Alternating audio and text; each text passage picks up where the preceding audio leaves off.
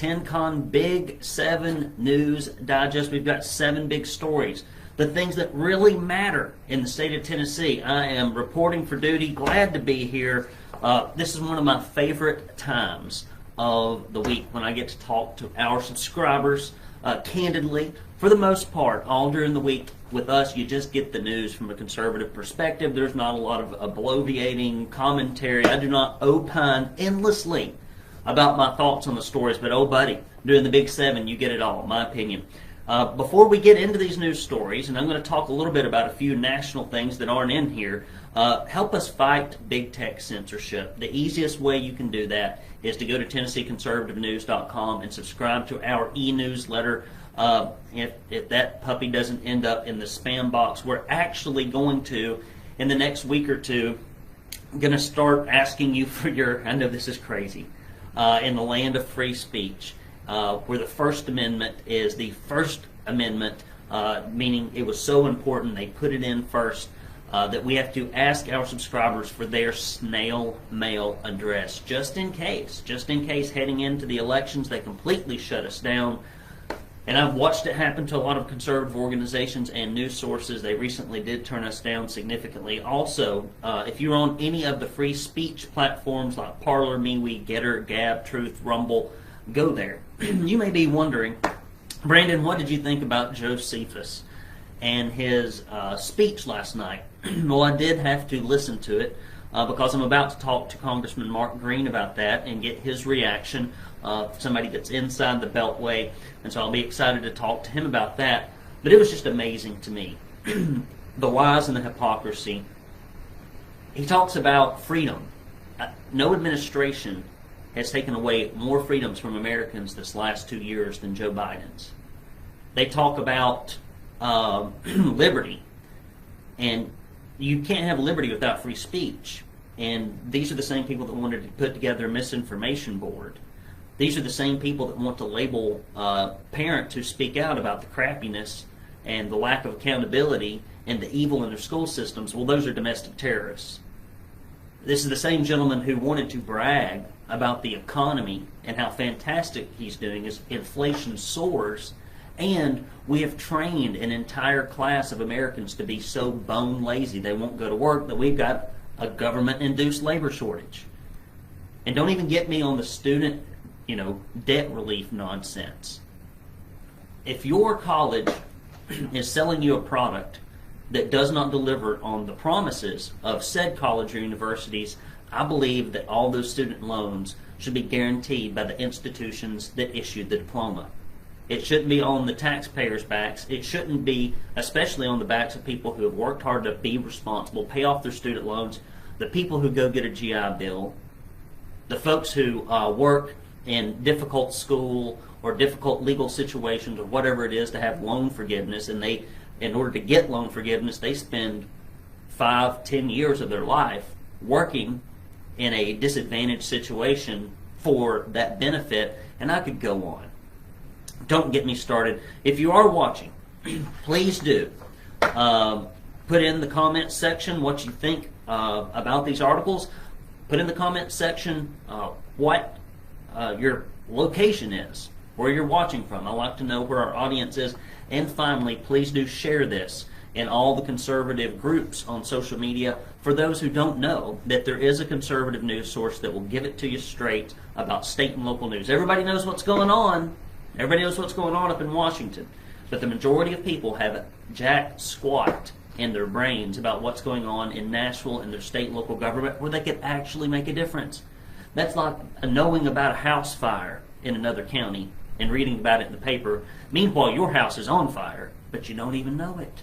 You could put that fire out because you're right in the middle of it. That's why we cover the state and local news. On to the next story, or the first story, I should say. This comes as no surprise to me. Large business economic incentives benefit the Tennessee politicians who approve them. What? No way. No way. We didn't ever think this was the case. Economic incentives from states such as Tennessee toward private businesses looking to move to the state continue to increase. But academic research shows that the largest impact of the spending of public dollars is to bring political and financial benefits to the politicians who approve these incentives. Never would have thought that. Never would have thought that. Much of the prior research done on incentives has been aimed at their effectiveness in creating jobs, higher income, more tax dollars for a state. That research has consistently shown that there is no large benefit to incentives.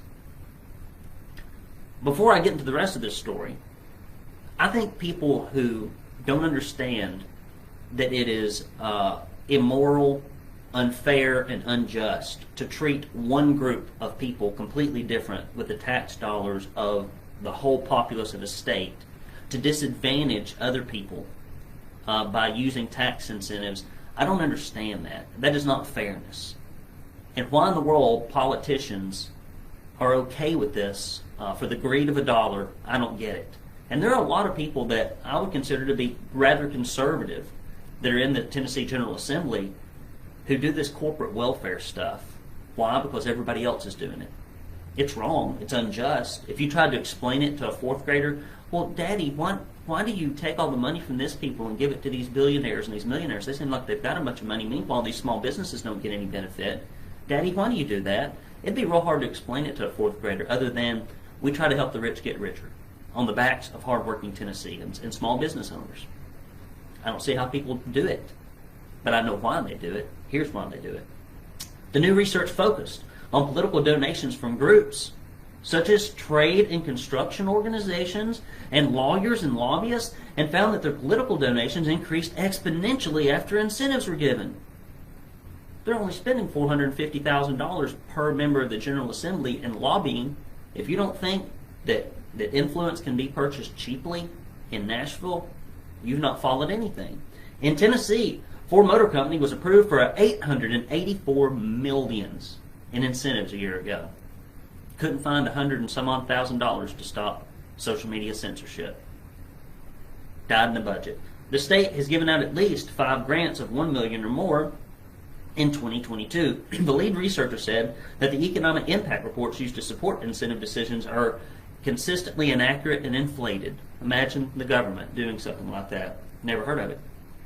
In addition, quote, in addition to receiving higher campaign contributions, we also find that the margin of victory for incumbent politicians usually gets wider when they give those big incentives, the lead researcher said. Governor Bill Lee's largest contributions by sector include finance, insurance, and real estate, along with general business, health, construction, lawyers and lobbyists, and transportation companies. You want to know who? Somebody once said that in politics, we ought to make them put stickers on their suits, like NASCAR, so you can know who owns them. And a lot of these folks have gotten so much money so long from so many special interests that it's just calloused their eyes to the truth. And they've abandoned the conservative principles they promised to run on. The report also showed that one incentive in state leads to companies pushing for larger incentives of their own. No crap. If you see one big company get a handout because they hired a bunch of lobbyists and went up to Nashville and plied everybody with expensive dinners and beer and wine and put a bunch of money in PAC contributions, and somebody gets billions and millions, that brings vultures to Nashville like a dead cow carcass out in the country. If you've ever seen a dead cow carcass out in the country and you watch all the vultures circling, well, you know what's going on. Brings the buzzards, corporate buzzards. And we let it happen. Next story. Teachers Union and School Board continues to fight against options for students to receive classical education in Tennessee. To date, 3 school boards in Tennessee have denied American Classical Academy's applications to charter schools in Rutherford, Madison, and Montgomery counties. American Classified Education, loosely affiliated with Hillsdale College, sought to open privately operated charter schools that focus on classical education that, according to their website, would develop within its students a foundation of virtue and knowledge in delivering rigorous classical liberal arts education with a strong emphasis on the rights and duties of American citizenship. ACE charges that the decisions of the school boards were motivated by politics and based on the school system's affiliation with Christian conservative Hillsdale College, the recent comments made by the school's president, Larry Arnn. I'll stop here for a moment. I'm going to do a longer expose and or article on this. You know, it is widely rumored that Cameron Sexton is running for governor, like he's doing it now, more or less, for 4 years down the road. Yet his pick, you can usually tell somebody's educational opinions by who they pick to be on education committee chairships.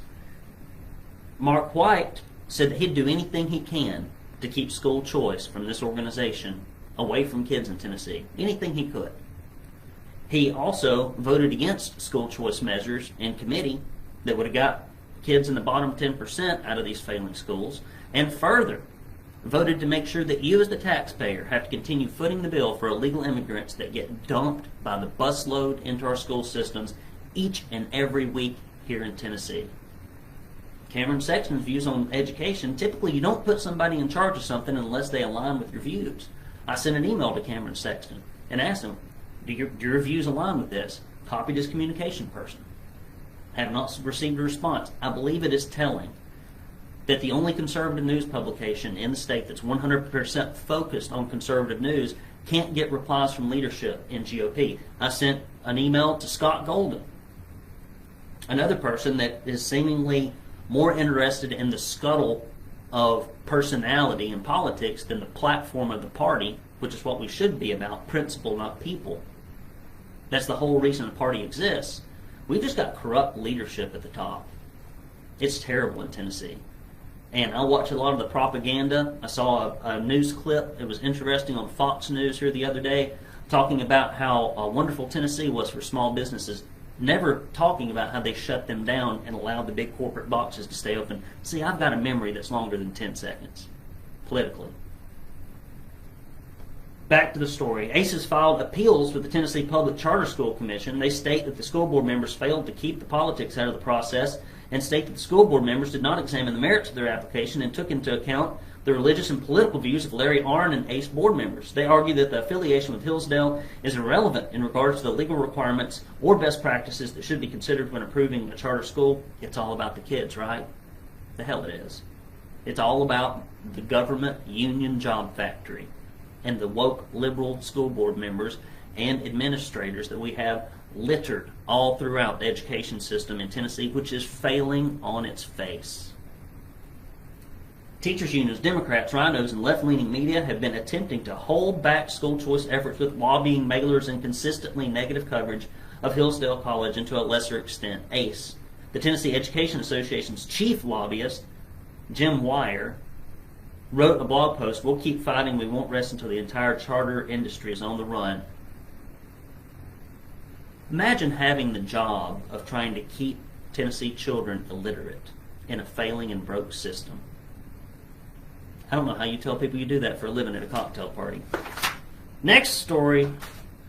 Conservative teachers must stand as changes to Title IX threaten education. I hope that's Title IX. My Roman numerals are not as good as they used to. There we go. We got Title IX here. Thank you, Jason. Conservative teachers and across America are calling for support from conservative allies as the deadline for proposed Title IX changes draws near. The Biden administration announced earlier this year that they intend to rewrite the scope of Title IX to include gender identity and sexual orientation without the approval of Congress. We like to do a lot of things in this country without the approval of Congress. We like to do a lot of things in this state without the approval of the general legislature, because the general legislature doesn't have enough leadership to hold on to its own power. I guess it's just laziness. Emergency powers that have gone on forever ad infinitum, not taking seriously their responsibility or oath of office to deliver on their legislative responsibilities. There's supposed to be checks and balances.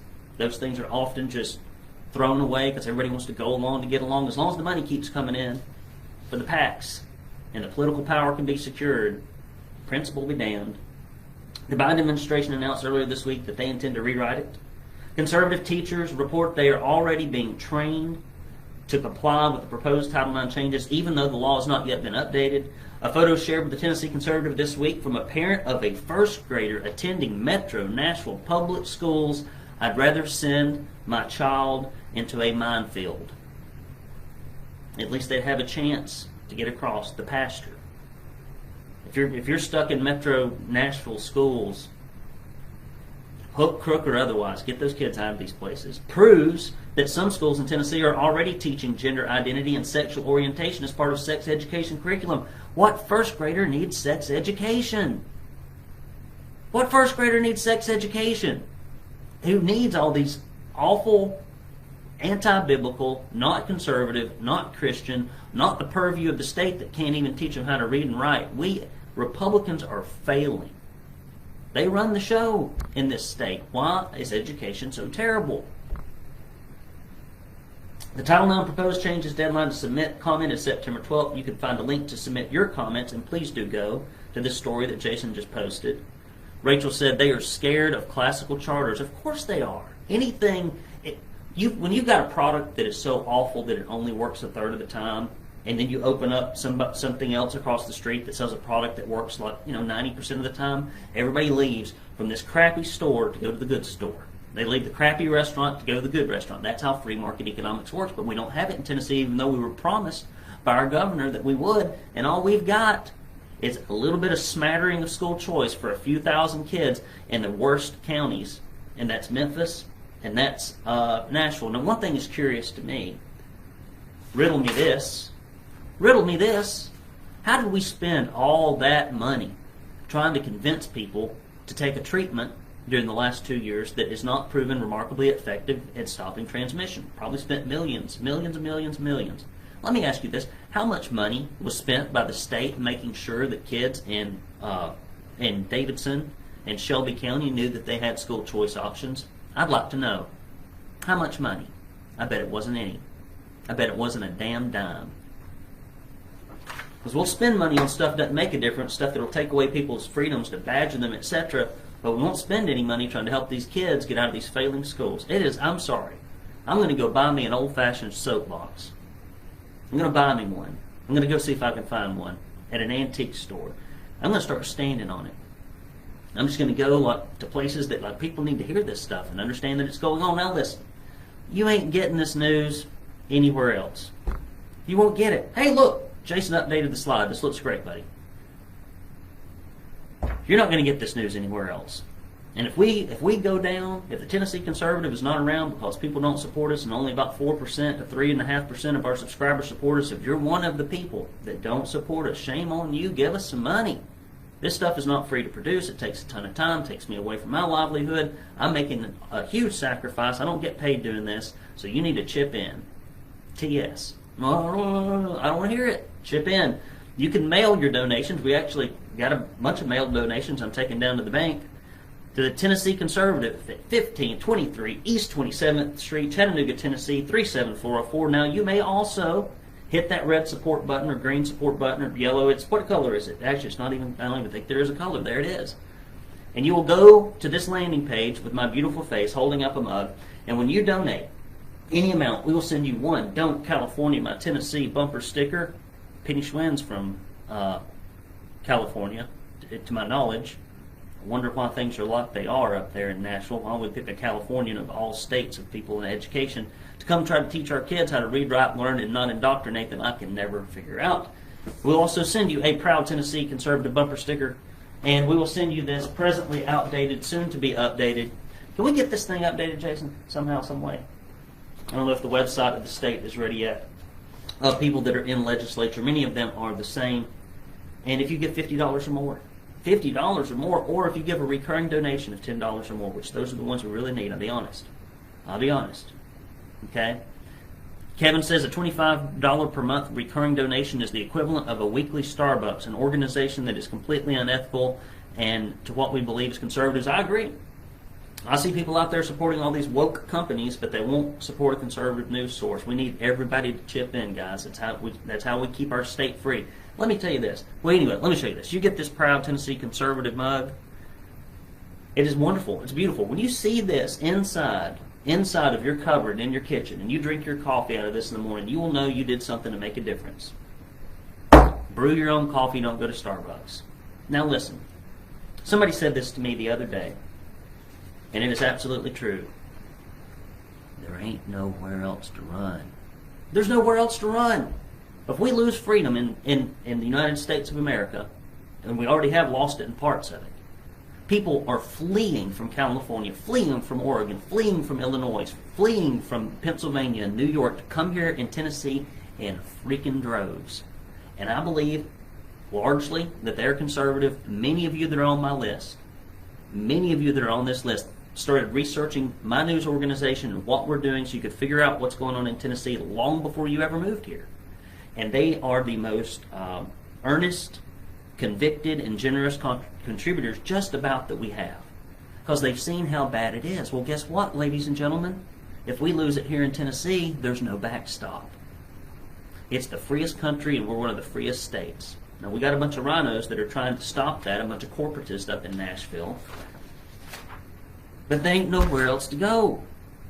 So if you want this information to get out to people so that they actually know what's going on and they're not left in the dark, so that we have freedom of speech, and the truth has a way of wanting to get out, and it has stronger and faster legs than a lie in most cases, and it will be persistently pursued by those, especially if you read the gospel. The truth will set you free. Everything that's done in the darkness will be brought into the light. We know these things, so help me shine the light on what's going on, and in particular, help us find more subscribers by donating. TennesseeConservativeNews.com/support. Next story. Tennessee's new public education funding formula will likely increase taxpayer burden, but I'm sure it will fix all these problems we have in our schools.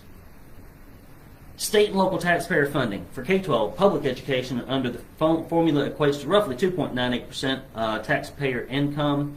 Under the recently passed new formula, TISA, that percentage will almost certainly increase. According to the Education Data Initiative, under the current formula, state funds total $5 billion, or, these are state funds, $5 billion, or $5,068 per pupil. Local funding equates to $4.6 billion, or $4,642 per pupil. Of the funding, the taxpayer dollars allocated to the federal government and Tennessee K through 12 equals $1,172 per pupil. We need to throw that money away. We need to send it back to Joe Biden and say, to hell with your federal money, because it's just a corrupting influence in Tennessee. I've seen so many things that are unethical and wrong in Tennessee, and the source of it is almost always left-leaning corporate or federal money. Yet, they continue to worship it up in Nashville. One of the biggest, probably the biggest problem we have in the state. Per pupil, for a total of $1 billion annually, federal education funding is the equivalent of 0.35% of the state's taxpayer income, combined with federal taxes allocated to Tennessee public education. Now hold on, I know I'm talking about numbers here, but these are important numbers. Don't go to sleep on me yet. If you tuned out, tune back in. The revised basic education formula, called the Tennessee Investment in Student Achievement, aims to increase the state and local taxpayer funding for public schools from over $5 billion in previous years to $9 billion in funding for 2024. I appreciate that they're trying to throw more money at this, I guess, but if any, it doesn't ever seem to make a difference. No, it doesn't ever seem to make a difference. It has never made a difference. Why they keep, it's like some old car that can barely run, that's just like you bought a Yugo back in 1983, and every year you got $15,000 in repairs to keep the thing rolling down the road. Throw the thing in the garbage, get a new car. The estimated $1 billion in new recurring state funds will come with funding formula including $250 million for fiscal year 2023 and $750 million for fiscal year 2024. An additional $750 million in one-time state funds also anticipated for fiscal year 2023. In a report by the Beacon Center, the think tank stated that much of the funds meant for students is used up in administrative costs. No crap. I think it's only about 54% of the money makes it in the classroom. The rest of it's gobbled up in administration. It's the same issue that we have in higher education, and the fact that it outpaces inflation so much. It's just a government job factory. That's all it is, and they try to hit a lick at educating, and they fail at it. Governor Bill Lee, a main proponent of TISA, argues that the main difference between the new funding formula and the previous one is that it focuses on students instead of school districts. Great. Great. I'd like to make a wager. Any Tennessee lawmaker that's out there, over the next 2 years, I'd like to bet $10,000 of my personal money that this funding formula will make almost no difference in the quality of education for Tennessee students.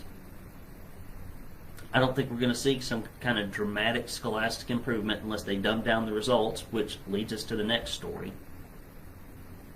It ain't going to make the school any more responsive to the needs of parents or the concerns of parents. I don't think it's going to get CRT and all the rest of the nonsense out of school. $10,000 to all you education proponents that think that getting on a tour bus, which is about all y'all can do, and come up with a different program name and slap everybody on the back and say, "Great work, everybody." Meanwhile, the results are the same. I wish they were the same. I wish they were the same from a long time ago, but instead they just continually get worse. Next story. This should come as no surprise to anybody. The Tennessee Department of Education delays plans to score public schools for a 5th straight year. Why do you think that is? Why do you think that is? If they start scoring people and they give them a plain and simple score, well, they'd have so many schools with F's all across the state, people would be like, well, what's this about? Republicans. The Tennessee Education Commission, Penny Schwinn, informed school districts last week that TDOE will once again delay giving Tennessee's 1,800 plus public schools a score that indicates their academic effectiveness. Well, if you can't lie about something, just be silent about it. Just don't tell people how bad it is. Schwinn stated that her decision was based on an inconsistency in data caused by 3 straight years of disruption by the pandemic. Will that old excuse ever wear out? Probably not.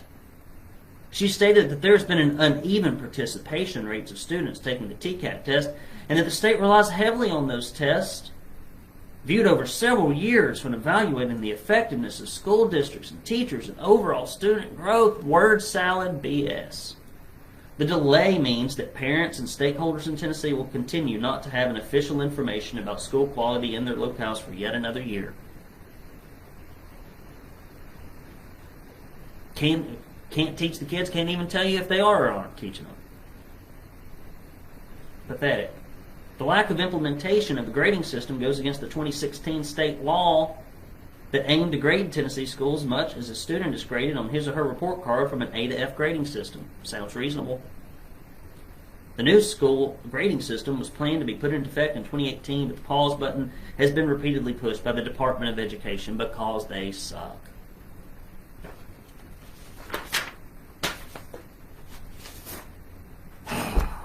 Next story.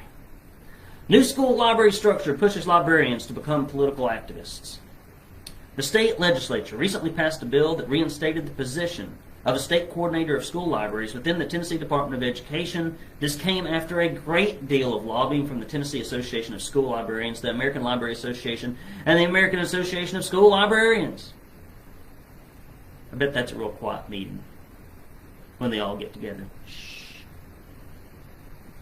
It would be expected that school librarians would follow state laws such as those prohibiting teachers of critical race theory and prevention of access to obscene materials by minors. However, some fear that the political agendas held by many of those overseeing the agencies will filter down to the practices of these individuals. Large education doesn't have the interest of the child or the parent in mind, and the larger the organization is, typically the more corrupt it is. Other framework recommendations include activities that facilitate and share lesson plans that incorporate banned books on equity. Great. The AASL touts the school librarian as a collaborator, change agent, and leader. We need more change agents. Emily Drabinsky, the new president-elect of the ALL, tweeted her victory, "I just cannot believe that a Marxist lesbian who believes that the collective power is possible to build and can be wielded for a better world is the president of ALA Library." Wow. In her campaign for the position, she said, "So many of us find ourselves at the end of our worlds. The consequences of decades of unchecked climate change, class war, white supremacy, imperialism have led us here." You know what I tell people? There's a few things about this, and I'm going to move on to the next story. I didn't own any slaves, and you didn't pick any cotton.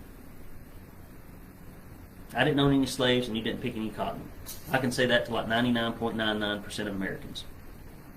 Well, the owning slaves, I guess, would be all of them. There's a few people that pick cotton, but they didn't do it as slaves. Save the planet. Save the planet.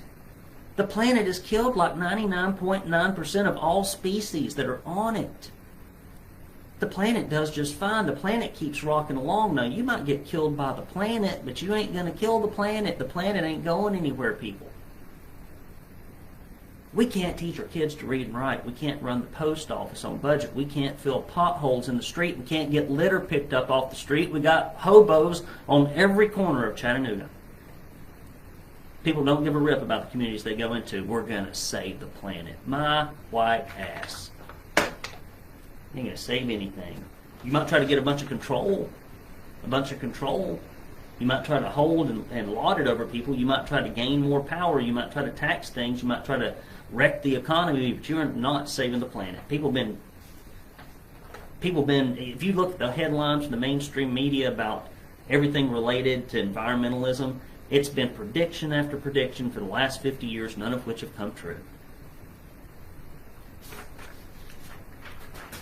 Can't read a history book in this country. Apparently can't teach it in school either. To help combat illicit drugs, new Tennessee legislation requires fatal overdoses be reported to the police. I think this is a good idea.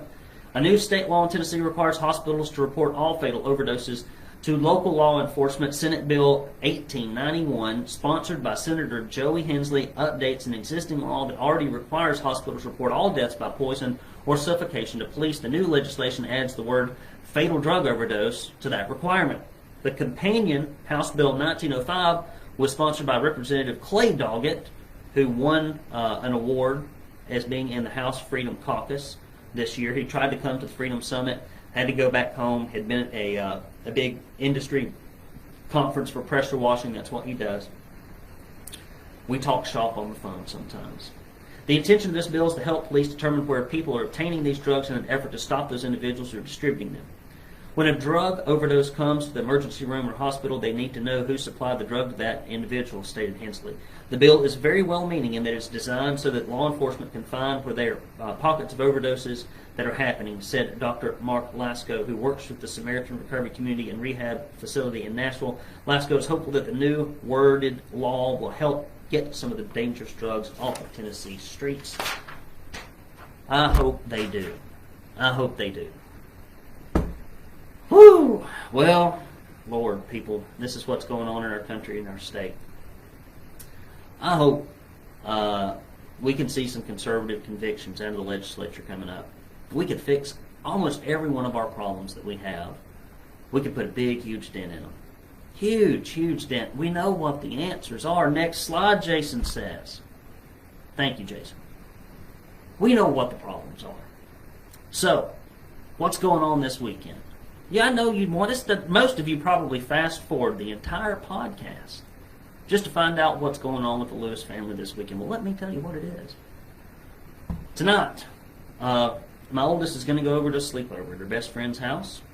That has been one of the hardest things about moving into our new house is the separation from our neighbors. And so she's, since they were grown up, they've been really good friends. What else is going on? We're having a passel of people coming over to the house. Kristen's family, aunts, my father-in-law, her aunts, my great-grandmother-in-law, Bibby. We're celebrating her birthday. We're going to have tons of kids running all over the place. There may be a trip into Chattanooga so I can get some backpacking camping gear. I'm going to quit car camping for a little while because it takes so long to set it up and get it out there. I'm going to try to see if I can do some backpacking. I think we're going to go to the Conasauga, Cohutta Wilderness area, a place I'm very familiar with. So I'm getting prepared for that. I've got some chores to do around the house. Lord, I've been putting together. My wife bought this. I know y'all care. I know you really do. My wife bought this very beautiful, very elaborate playhouse that I'm building for our youngest daughter. And it has got like 18 or 19 different types of screws. And it's probably got like 200 parts or something. And you about have to be a craftsman, which I am not, to do this. And so it has been slow going. Look, and if you're not careful, you'll mess it all up, and it's just been very difficult. I'm not handy. I ran a painting business. I can't paint. I've been in the home services industry as a coach, consultant, or business owner for a long time, but I'm not handy around the house. That is not my gift. My gift is organization and marketing and sales and things of that nature, and trying to, encourage, recruit, and help people. So I'm still working on that. I got to go slave away on that thing sometime today. I got to put the sink and the stove range in. What kind of playhouse has a sink and a stove range? Is that necessary? But I believe it will be a lot of fun once it is assembled and put together. Guys, Send us your support. We need it. We need it more than you need it. Rest assured. Send us your support. Subscribe to our free newsletter. Share the podcast. Facebook took podcasts off their platform. I don't know what that means. They quit publishing them. And a lot of people just kind of depend on Facebook to show them what we're doing. Well, no. You might as well depend on a fifth grader to deliver a letter five miles down the road. It's just not going to happen. And so if you really want to get our information, you need to go wherever you get your podcast and subscribe. Hit the old subscribe button. Leave us a 5-star review, Tennessee Conservative. Get informed, get involved. Go to TennesseeConservativeNews.com, hit that subscribe button. All right, guys, love you, mean it. You are the thin red line in Tennessee. I need all of your help, all of your support. Let's go out there and make something happen. Appreciate you, love you. Have a good weekend. Have a good Labor Day. I forgot it's Labor Day. I don't even know what I'm doing Monday. Wide open. Wide open. I'll tell you about it. I'll tell you about it next weekend. Take care, guys. Be good. Be free.